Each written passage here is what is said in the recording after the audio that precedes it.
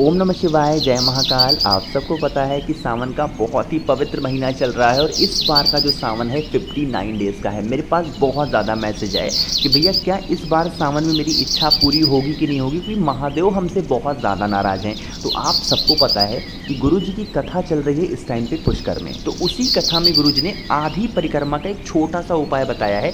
जो भी व्यक्ति इस तरीके से कर लेता है उसकी सारी इच्छाएँ इसी सावन में पूरी हो जाती हैं। कैसे करना है और क्या इसके फ़ायदे हैं, उससे पहले एक छोटा सा काम, और वो है वीडियो को लाइक कर दो और सभी लोग चैनल को सब्सक्राइब कर दें जिसने अभी तक नहीं किया। ठीक है, सबसे पहले तो हम ये समझेंगे कि जो आधी परिक्रमा वाला उपाय है वो आपको नंदी बाबा को नहीं करना है, वो किसको करना होगा, वो महादेव को करना है। ठीक है, लेकिन आधी परिक्रमा जुड़ी हुई है नंदी बाबा से। कैसे जुड़ी है समझो।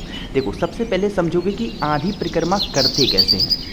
देखो, जब हम महादेव के मंदिर में ऐसे चौखट है, यहाँ से एंट्री लेते हैं, महादेव के शिवलिंग के पास जाते हैं जल चढ़ाने के लिए। ठीक है, तो आप ये ध्यान रखा करें कि जिस भी साइड से आप जाएं महादेव के शिवलिंग के पास में जल चढ़ाने के लिए, अरे जल कहाँ पे खड़े होकर चढ़ाओगे, जहाँ पे त्रिशूल लगा है यही तो है उत्तर भाग, है ना। फेस आपका ऐसे ही तो होगा, तभी तो जल चढ़ा पाओगे। तो अगर आप यहाँ से होते हुए यहाँ तक जा रहे हो जल चढ़ाने के लिए, पूजन करने के लिए, तो जब आप अपनी पूजन ख़त्म करके वापस आओगे तो बहुत लोग क्या दिमाग लगाते हैं, वो इधर से चले आते हैं। अगर आप इधर से चले आए तो आपकी पूजा विफल हो गई, इसका मतलब आपने महादेव की पूरी परिक्रमा कर दी। ठीक है, ऐसी गलती नहीं करनी है।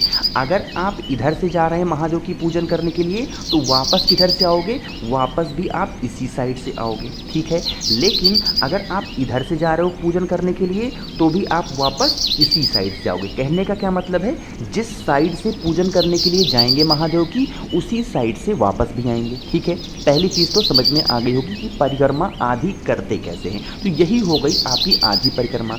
अब देखो, वहाँ पर पहुँच करके जो भी पूजन पाठ करनी हो, महादेव से कहना हो, वो तो कहोगे ही कहोगे, और यहीं पे महादेव के त्रिशूल के पास तो खड़े रहोगे। तो यहीं पर खड़े होकर के और नंदी बाबा को देखते देखते आपको अपनी विशेष सावन के महीने में या फिर कभी भी आप जाओ महादेव की पूजन करने के लिए, जो भी व्यक्ति वहाँ पे खड़े होकर के नंदी बाबा को देख करके कोई भी बात कह देता है, उसकी पूजा सफल मानी जाती है और महादेव तक वो बात बहुत जल्दी पहुँचती है और आपकी इच्छा भी पूरी होती है।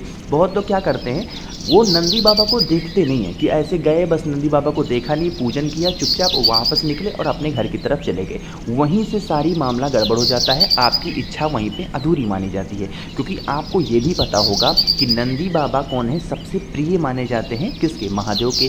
जब तक इनके पास कोई बात नहीं पहुँचेगी तब तक वो बात महादेव तक नहीं पहुँचती। ठीक है, तो आप जब भी पूजन करने के लिए जाएँ, यहाँ पर खड़े होकर के महादेव के शिवलिंग के पास में नंदी बाबा को वहाँ से देखते देखते और उसके बाद अपनी बात वहीं पे ज़रूर कहा करें। उसके बाद जब आप महादेव के शिवलिंग से बाहर निकलें, बाहर निकल करके जब नंदी बाबा के पास पहुँचे तो नंदीश्वर महादेव के नाम से यहाँ पर दाहिना हाथ उनके उठे वाले पैर के पास रखें, अपनी बात वहीं नंदी बाबा से कहें और आपकी सारी इच्छाएं पूरी होंगी। ये एक नया तरीका है, एक नया मतलब कह सकते हो नया उपाय है अपनी कोई भी बात को महादेव तक पहुँचाने का, है ना। हम लोग ऐसे, आप सोचो, हम लोग ऐसी कितनी गलतियाँ करते थे आज तक। हम लोग जाते थे, पूजन करते थे, चुपचाप चले आते थे। नंदी बाबा से तो हम लोग मिलते ही नहीं थे। अब यहीं पे लोग कहेंगे कि भैया एक बात बताओ, हमारे पास ऐसा शिवलिंग है जहाँ पर नंदी बाबा शिवलिंग से दिखते ही नहीं है, अब हम क्या करें। सारी प्रॉब्लम मानते हो ना। तो अगर नहीं दिखते हैं ना तो वहीं पर खड़े होकर के नंदी बाबा का आंख बंद करके स्मरण कर लेना और उसके बाद कह देना।